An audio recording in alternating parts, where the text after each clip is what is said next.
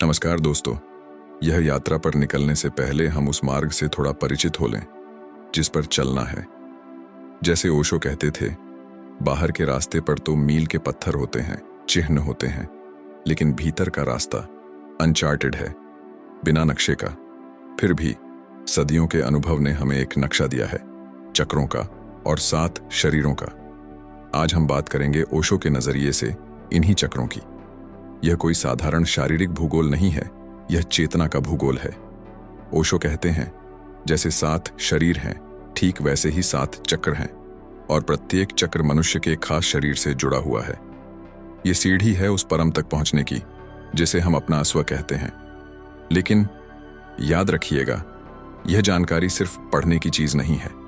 यह वो चाबी है जिससे हम अपने ही भीतर के दरवाजे खोल सकते हैं। तो चलिए आज हम उसी भीतर की यात्रा पर निकलते हैं, मूलाधार से लेकर सहस्रार तक। पहला पड़ाव है मूलाधार चक्र। यह हमारी रीढ़ के बिल्कुल निचले सिरे पर जननेंद्रिय के पास स्थित है। ओशो इसे हमारे भौतिक शरीर यानी फिजिकल बॉडी से जोड़ते हैं। यह हमारी नींव है, हमारी जड़। जैसे किसी पेड़ की जड़ें, वैसे ही यह चक्र हमें धरती से, अस्तित्व से जोड़ता है। लेकिन ओशो कहते हैं, हर चक्र की 2 संभावनाएं हैं। एक वो जो हमें प्रकृति से मिलती है और एक वो जो हमें साधना से मिलती है। मूलाधार की प्राकृतिक संभावना है काम वासना। यह वो ऊर्जा है जिसने पूरा जीवन जगत रचा है। यह गलत नहीं है, यह तथ्य है। लेकिन अगर हम यहीं रुक जाएं, सिर्फ इसी में खोए रहें, तो हम वहीं के वहीं रह जाते हैं। आवाज, इस चक्र की दूसरी रूपांतरित संभावना क्या है? ओशो कहते हैं ब्रह्मचर्य। लेकिन ठहरिए, ब्रह्मचर्य का मतलब संघर्ष नहीं है, दमन नहीं है। अक्सर हम समझते हैं कि काम वासना से मुक्त होने के लिए हमें उससे लड़ना होगा। ओशो इसको सबसे बड़ा खतरा बताते हैं। वो कहते हैं, अगर आप लड़ोगे, दबाओगे, तो काम वासना और गहरी होगी और विकृत होगी। तो फिर उपाय क्या है?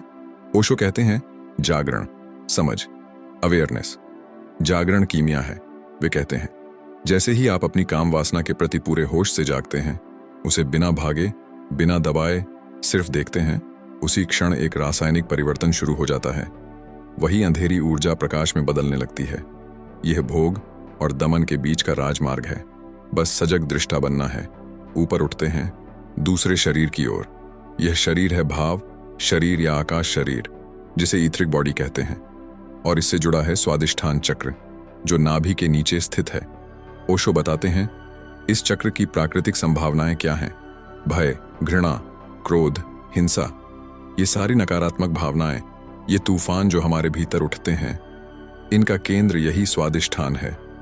ये हमारा वो हिस्सा है जो असुरक्षित महसूस करता है, जो डरता है कि कहीं हम टूट न जाएं, बिखर न जाएं।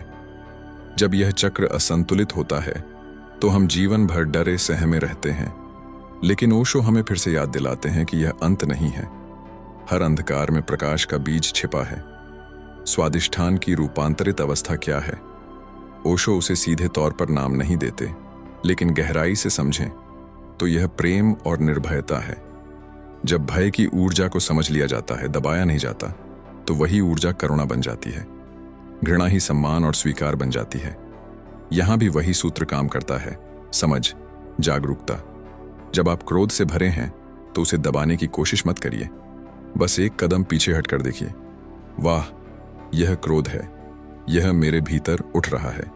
बिना किसी निर्णय के बस देखते रहिए। यह दर्शन ही रूपांतरण की जादुई प्रक्रिया है। तीसरा पड़ाव है मणिपुर चक्र, जो नाभि के ऊपर छाती के नीचे स्थित है। यह अग्नि का केंद्र है, ऊर्जा का केंद्र। यह हमारी इच्छा शक्ति को, हमारे अहंकार को, हमारे कर्तृत्व को संचालित करता है। इस चक्र का संबंध मानसिक शरीर यानी माइंड बॉडी से है।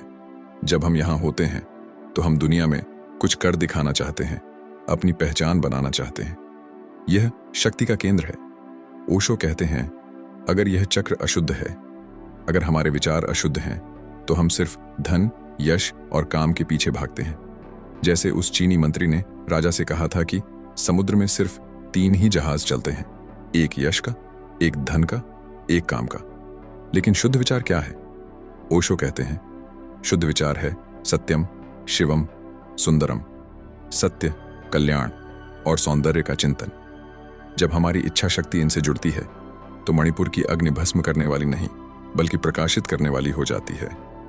ये वही अग्नि है जो तपस्या की अग्नि बनती है, जो साधना में लगी रहती है। याद रखिए, अशुद्ध विचार बहिर्गामी और अधोगामी ले जाते हैं, जबकि शुद्ध विचार अंतर्गामी और ऊर्ध्वगामी। मणिपुर हमें वह दिशा देता है। और अब हम पहुंचते हैं सबसे नाजुक, सबसे सुंदर मोड़ पर, अनाहत चक्र, हृदय चक्र। ये छाती के मध्य में स्थित है।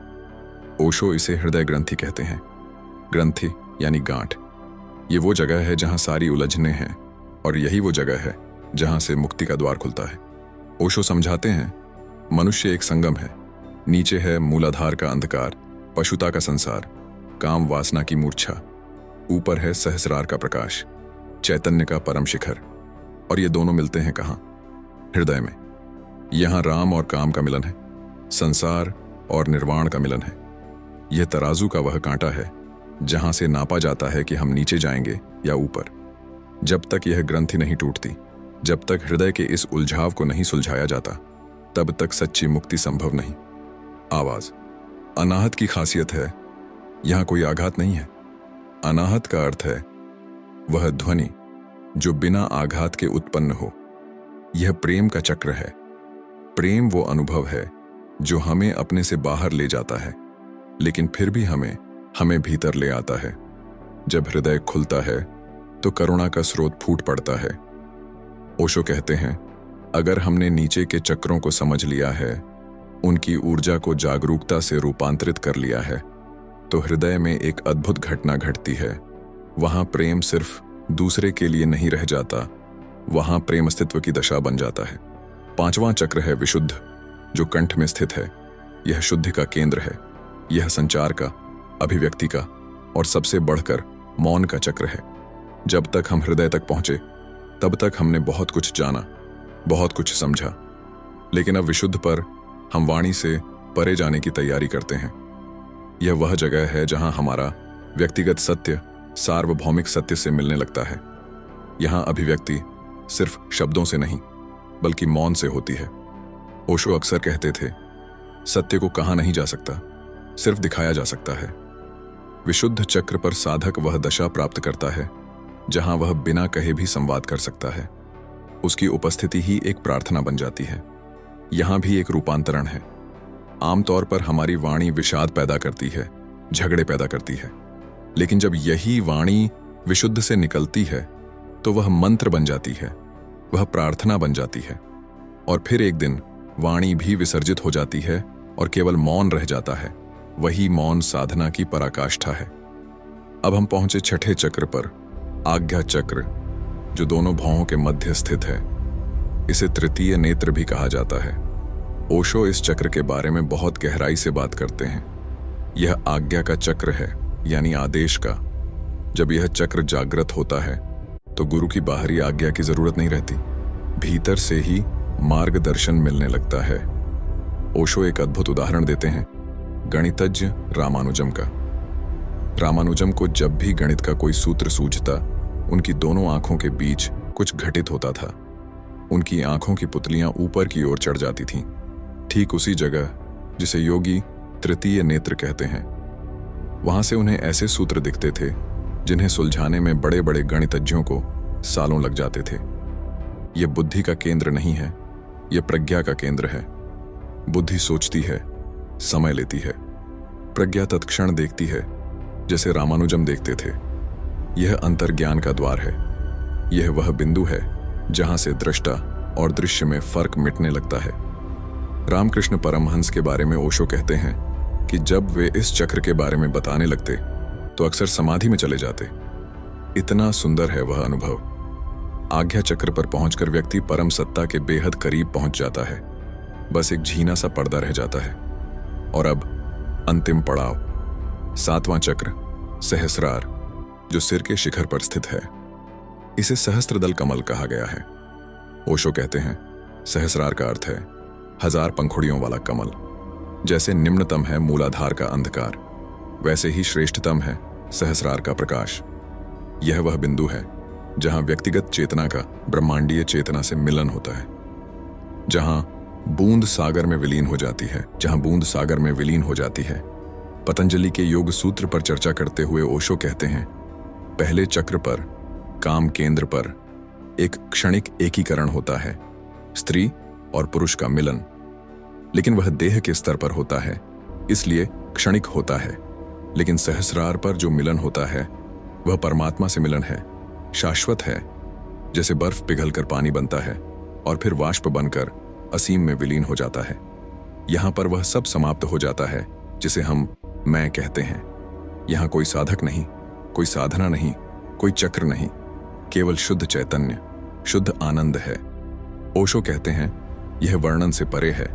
रामकृष्ण इसे बताने की कोशिश में समाधि में चले जाते थे। लाओ त्सु ने जीवन भर इसके बारे में कुछ नहीं कहा। सहस्रार का आनंद ऐसा सागर है कि व्यक्ति उसमें डूब जाता है, समा जाता है। यह साधना की अंतिम मंजिल है जहां पहुंचकर लौटना नहीं होता। अब सवाल उठता है, इतनी बातें समझ लीं, लेकिन इन चक्रों को जगाएं कैसे? ओशो, जो हमेशा व्यावहारिक रहे, उन्होंने इसके लिए अद्भुत ध्यान विधियां दी हैं। उनमें से 2 बेहद खास हैं। पहली है ओशो चक्र साउंड्स मेडिटेशन। यह ध्यान मुखर ध्वनियों का उपयोग करता है। 1 घंटे का यह ध्यान शरीर के 7 ऊर्जा केंद्रों को खोलने और उन्हें लयबद्ध करने में मदद करता है। आप खड़े होकर, बैठकर या लेटकर कर सकते हैं। आंखें बंद कर लें। पहले चक्र यानी मूलाधार से ध्वनि शुरू करें और फिर धीरे धीरे ऊपर उठते जाएं। जैसे जैसे स्वर ऊंचे होते हैं, आप अगले चक्र पर ले जाते हैं। यह कोई जप नहीं है, यह एक अनुभव है। ध्वनि को उस चक्र के केंद्र में स्पंदित होते हुए महसूस करें। अगर शुरू में कल्पना का उपयोग करना पड़े तो करें। धीरे धीरे कल्पना हकीकत बन जाएगी। 45 मिनट यह क्रम चलता है। ऊपर जाना, नीचे आना 3 बार, फिर 15 मिनट का मौन, सिर्फ साक्षी भाव। दूसरी विधि है ओशो चक्र ब्रीदिंग मेडिटेशन। इसमें तेज और गहरी श्वास का उपयोग होता है। खड़े होकर आंखें बंद करके पहले चक्र से गहरी सांस लेना शुरू करें। घंटी की आवाज सुनकर अगले चक्र पर ले जाएं। सांस के साथ शरीर को हिलने दें, कंपन होने दें, जैसे स्प्रिंग हो। 7वें चक्र तक पहुंचते पहुंचते आपकी सांस बहुत तेज हो जाएगी। फिर 3 घंटियां बजेंगी और अब धीरे धीरे वापस नीचे उतरना है, सांस को शांत करते हुए। फिर 15 मिनट का मौन, साक्षित्व। ये विधियां सिर्फ तकनीक नहीं है, ये विज्ञान है। ये चक्रों को साफ करती हैं, उनकी ऊर्जा को संतुलित करती है और आपको उस केंद्र तक ले जाती है जहां कोई चक्र नहीं, कोई ध्वनि नहीं, कोई श्वास नहीं, बस ठहराव है। यह थी ओशो की नजर से 7 चक्रों की यात्रा। लेकिन याद रखिएगा, चक्रों को पार करना है, उनमें अटकना नहीं है। मूलाधार पर अटके तो कामी बने रहेंगे, आज्ञा पर अटके तो अहंकारी साधु बनेंगे। सहस्रार को भी पार करना है, क्योंकि वहां भी एक केंद्र है, असली मंजिल है, साक्षी भाव। ओशो कहते हैं, जागरण ही कुंजी है, अवेयरनेस ही केमिस्ट्री है। चाहे काम उठे, भय उठे, क्रोध उठे या प्रेम उठे, बस देखते रहना। यह दृष्टा ही परमात्मा है। ओशो के शब्दों में मनुष्य एक संधिस्थल है, पशु और देवता के बीच का पुल। चक्र वे पाठ हैं जिन पर हम चलते हैं, लेकिन पुल पर खड़े रहना, मंजिल नहीं, पार हो जाना है। तो अगली बार जब आप ध्यान में बैठें या जब आप किसी भावना से घिरे हों, तो याद रखिएगा कि आपके भीतर एक पूरी ब्रह्मांडीय यात्रा संभव है। बस जरूरत है थोड़ी समझ की, थोड़े साहस की और पूरे समर्पण के साथ अपने होने का साक्षी बनने की। अगर यह यात्रा आपको अच्छी लगी तो लाइक करें, शेयर करें और हमारे चैनल को सब्सक्राइब करें, ताकि हम ओशो के ऐसे और गहन प्रवचनों को आप तक पहुंचा सकें। धन्यवाद। जागते रहें।